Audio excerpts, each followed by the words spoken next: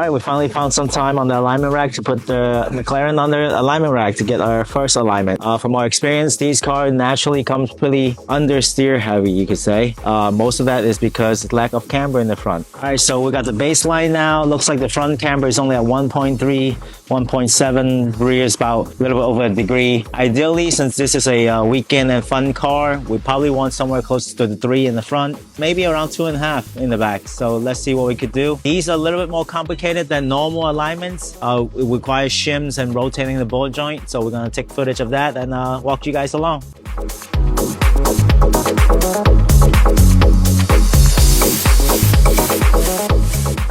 Okay, so we're at the front of the McLaren, try to get the most camber out of the stock setting. So essentially there's these upper ball joint sleeves that you're able to rotate to get maximum camber. Obviously there's a set pin here that locks it down. Once you rotate it, you have to reset the set pin. So this sleeve does not come loose when you're cornering.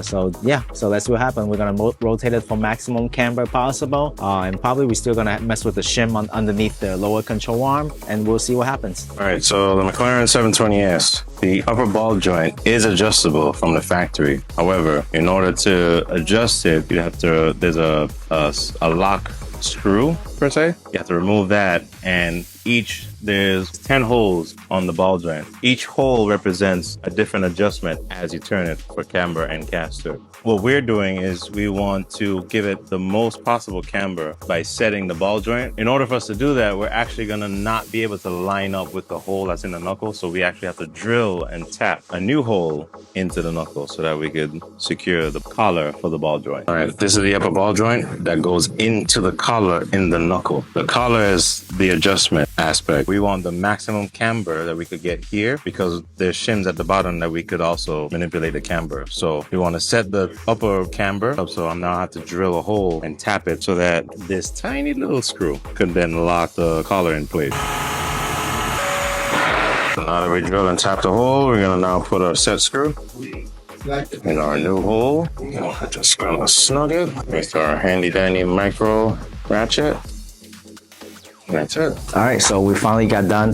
Sorry, didn't do an update video last night. We got done pretty late, like 10 p.m. I guess our car usually come last after customer's car. That's what we get. But we're actually get the specs that exactly we wanted. We got like 3 degrees of camber in the front, roughly about 2.5 in the rear. A little bit of tow, which is secret number, I guess. Magic. But just by driving around, I already know like it makes a huge difference. They basically transformed the car. So I can't wait to track it or do some autocross with it to see what we can do.